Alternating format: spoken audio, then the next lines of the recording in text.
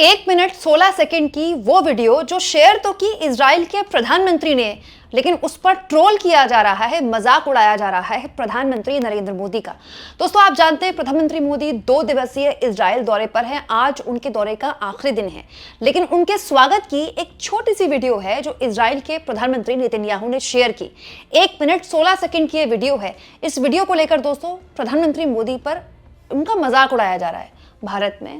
दोस्तों, एक्चुअली में इस वीडियो में ऐसा क्या है और क्या कॉन्वर्जेशन है जिसको लेकर पीएम पर लोग कटाक्ष कर रहे हैं, और क्या पीएम का मजाक उड़ाना ठीक है, उनको ट्रोल करना ठीक है, ये मैं आपको पूरी वीडियो में बताऊंगी। ये जो वीडियो है दोस्तों, ये इजराइल के पीएम नेतन्याहू ने शेयर किया जब प्रधानमंत्री का फ्लाइट लैंड हो गई थी। तो आप देखिए, इसमें आपको दिखाई दे रहा है नीचे नेतन्याहू खड़े हैं, ऊपर पीएम खड़े हैं, हमारे पीएम, और नेतन्याहू के साथ उनकी पत्नी भी हैं। और नेतन्याहू उनकी पत्नी ने ऑरेंज कलर का, भगवा रंग का वो पहना है, कोट और ट्राउजर पहने हुए हैं। देखिए, प्लेन की सीढ़ियों से पीएम नीचे उतरते और नेतन्याहू उनका स्वागत कर रहे हैं, दूर से उनको हाथ नमस्कार कर रहे हैं, और उसके बाद दोनों एक दूसरे के गले लगते हैं, जो कि हमेशा ही लगते हैं पीएम तमाम राष्ट्राध्यक्षों के। और इसके बाद प्रधानमंत्री बहुत ही वार्मली ग्रीट करते हैं नेतन्याहू को, आप देख ही रहे हैं। लेकिन उसके बाद जो नेतन्याहू की पत्नी है, उनकी और प्रधानमंत्री के बीच में एक कॉन्वर्सेशन होती है, बातचीत होती है। इसको सुनिए। इसी को लेकर मोदी को ट्रोल किया जा रहा है भारत में। You see what you want? Look at the color. दोस्तों, आपको शायद समझ में ना आ रहा हो, बट एक्चुअली में यहाँ पर जो बातचीत हो रही है वो ये हो रही है। दोस्तों, नेतन्याहू दिखा रहे हैं पीएम को, मोदी को। दोस्तों, पीएम ने जो जैकेट पहना हुआ है, नेहरू जैकेट, दोस्तों उसके जो साइड में हल्का सा एक होता है ना, रुमाल सा रखते हैं लुक के लिए, वो ऑरेंज कलर का है। और दोस्तों, जो नेतन्याहू की पत्नी हैं, उन्होंने भी पूरा ड्रेस ऑरेंज कलर का ही है। तो एक्चुअली नेतन्याहू दिखा रहे हैं एक तरह का, किस तरह का कोइंसिडेंस है कि देखिए दोनों ने सेम कपड़े पहने हैं। मतलब एक तरीका है बताने का कि देखिए हमारे दोनों देशों की केमिस्ट्री कितनी अच्छी है। You see what you want? Look at the color. अब दोस्तों, इसी कॉन्वर्सेशन में प्रधानमंत्री की जो बातचीत करने का तरीका है, उनकी जो अंग्रेजी है, उसको लेकर पीएम की ट्रोलिंग हो रही है कि हर जगह बस हंसना शुरू कर देते हैं प्रधानमंत्री, और पीएम को अंग्रेजी ठीक से बोलनी नहीं आती है। इसी को लेकर प्रधानमंत्री की बहुत ट्रोलिंग हो रही है। खास तौर पर विपक्ष के लोगों ने इस पर थोड़ा कटाक्ष किया है। हालांकि क्या वाकई में पीएम की ट्रोलिंग होनी ठीक है, ये अपने आप में सवाल है, मैं आगे आपको बताऊंगी। लेकिन ऐसी ही ट्रोलिंग दोस्तों मोदी जी की तब भी हुई थी जब कुछ दिन पहले एआई समिट के दौरान, आपको याद होगा, फ्रांस के राष्ट्रपति मैक्रोन आए थे, और उन्होंने जब वो गाड़ी से उतरे और मोदी ने उनको रिसीव करने के लिए मोदी खड़े थे, दोनों के बीच में बातचीत हुई और मोदी की अंग्रेजी का तब भी मजाक उड़ा था।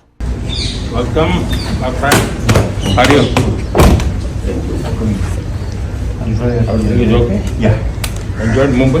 I love. The body went for jogging. Yeah, you know everything. Oh, in media. और दोस्तों, एग्जैक्टली वैसा ही कुछ इस बार भी हुआ। तो जैसे सुप्रिया शनेत ने इस वीडियो पर कटाक्ष करते हुए कहा है, जब किंडरगार्टन के बच्चे एक जैसे कपड़े या मिलते जुलते रंग पहनकर आते हैं तो वे उत्साह से चिल्लाते हैं, सेम पिंच सेम पिंच।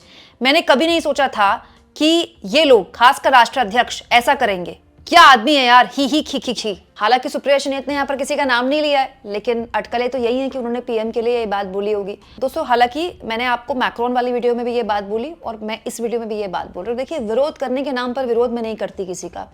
और हमारी ये जो मानसिकता है कि फलाना अगर अंग्रेजी ठीक से नहीं बोल पा रहा है तो वो कोई असफल व्यक्ति है या उसमें कोई कमी है, ये हमें इस मानसिकता से बाहर निकलना चाहिए। अंग्रेजी सिर्फ एक भाषा है, हर आदमी फ्लुएंट नहीं होता अंग्रेजी में। बहुत से राष्ट्राध्यक्ष हैं जो बहुत अच्छी अंग्रेजी नहीं बोल पाते हैं, लेकिन उससे उनका मूल्यांकन नहीं होना चाहिए दोस्तों। लेकिन जो आप फैसले ले रहे हैं वो आपके देश के हित में है कि नहीं है, किसी भी राष्ट्राध्यक्ष का मूल्यांकन इसी बात पर होना चाहिए। इसीलिए दोस्तों, प्रधानमंत्री मोदी के जो इजराइल दौरा है, उसमें अगर किसी चीज पर चर्चा होनी चाहिए ना एक्चुअली, तो इस वीडियो पे होनी चाहिए, जो कि आज सुबह मैंने आपके सामने रखी। दोस्तों, 2-3 दिन पहले मैंने आपको सबसे पहले बता दिया था कि हो सकता है कि पीएम का भाषण जब इजराइल की संसद में हो तो वहां का विपक्ष बॉयकॉट कर दे इसका, ठीक है। और ऐसा हुआ भी। प्रधानमंत्री को जब इंट्रोड्यूस किया गया तो विपक्ष के कुछ सांसद उठकर जाने लगे। हालांकि बाद में वापस आ गए, लेकिन विरोध के तौर पर उठकर जाने लगे। हालांकि वहां पर एलओपी भी मौजूद थे, मतलब नेता विपक्ष भी मौजूद थे, और उन्होंने पीएम को क्लियर किया कि ये आपका विरोध नहीं कर रहे हैं। क्योंकि दोस्तों एक्चुअली में विरोध इस बात का था कि जो विपक्ष के नेता थे वो ये कह रहे थे कि आप इतना बड़ा संबोधन होने वाला है, विदेशी राष्ट्राध्यक्ष आने वाले हैं, तो सुप्रीम कोर्ट के प्रेसिडेंट को बुलाइए। उनको नहीं बुलाया गया, उसके विरोध के तौर पर, मतलब आप कह सकते हैं कि आंतरिक पॉलिटिक्स है, आंतरिक जो मतभेद है, राजनीतिक मतभेद हैं पक्ष विपक्ष के, दोस्तों उसको लेकर वॉकआउट किया विपक्ष के सांसदों ने। इसलिए नहीं किया कि वो मोदी का भाषण नहीं सुनना चाहते थे। और दोस्तों बाकायदा आप सुनिए एलओपी, जब वहां के एलओपी ये बोल रहे थे तब भी वहां पर कुछ लोग बोल रहे थे, उनको शांत भी कराया जा रहा था करके। सुनिए। Mr. Prime Minister, I'm only going to take a minute of your time to make sure you know whatever happened here today has nothing to do with you. The entire state of Israel. Let's try and not make things worse. The entire state of Israel is filled with admiration to your leadership, to your friendship, to the fact that you were here for us in our time of trouble, and to the alliance, the eternal alliance between our two states. So thank you very much for being here, and we are all, both sides of the aisle, looking forward to hear your speech. Thank you so much, sir. Thank you. दोस्तों मुझे लगता है कि हमको ये बात है, दोस्तों देखिए नेतन्याहू के बहुत से फैसले हैं जिससे हम इत्तेफाक नहीं रख सकते हैं वैचारिक तौर पर, लेकिन आप उस देश के बारे में सोचिए जिस देश में एक विदेशी राष्ट्राध्यक्ष आए और भारत के प्रधानमंत्री आए हैं। बहुत बड़ी बात है दोस्तों। इजराइल जानते कितना बड़ा है? दिल्ली के बराबर, 125 करोड़ का एक देश, दुनिया का सबसे बड़ा लोकतंत्र, वहां के राष्ट्राध्यक्ष वहां आए संसद को संबोधित करने के लिए, विपक्ष उठकर चला जाता है अपने आंतरिक मतभेदों की वजह से। तो उसे 1% हमारे देश में इस पर लागू कर दीजिए। अगर हमारे देश में कोई राष्ट्राध्यक्ष, विदेशी राष्ट्राध्यक्ष ने आना हो और यहाँ के विपक्ष के कुछ सांसद उठकर चले जाएं और वो हल्का फुल्का विरोध करने लगे, तो क्या होगा? पूरी मीडिया और पूरी बीजेपी उनको एंटी नेशनल घोषित कर देगी कि ये भारत का अपमान है, भारत का अपमान है। लेकिन इजराइल में किसी ने किसी को नहीं बोला ये। हाँ, एलओपी ने संसद में खड़े होकर मोदी को क्लियर किया कि ये आपका विरोध नहीं हो रहा है, इससे आपका कोई लेना देना नहीं है। हम, भारत और इजराइल के संबंध गहरे थे, हैं और रहेंगे। दोस्तों सोचिए कितनी बड़ी बात है। उन विपक्ष के सांसदों को इजराइल ने नहीं बोला कि यही मौका मिला, उस दिन कर लेते, इस दिन कर लेते, जैसे कि हमारे यहाँ बोला जाता है यही मौका मिला, जंतर मंतर पर कर लेते विरोध, यहाँ कर लेते, वहां कर लेते, रामलीला मैदान में कर लेते। लेकिन किसी ने नहीं बोला उनको, क्योंकि उनका विरोध का अधिकार है, उनकी मर्जी, वो जहां भी करें। ये उनका डोमेस्टिक मामला है ना, इससे कोई विदेशी राष्ट्राध्यक्ष के सामने प्रदर्शन कर दिया या हंगामा कर दिया, इससे क्या फर्क पड़ता है?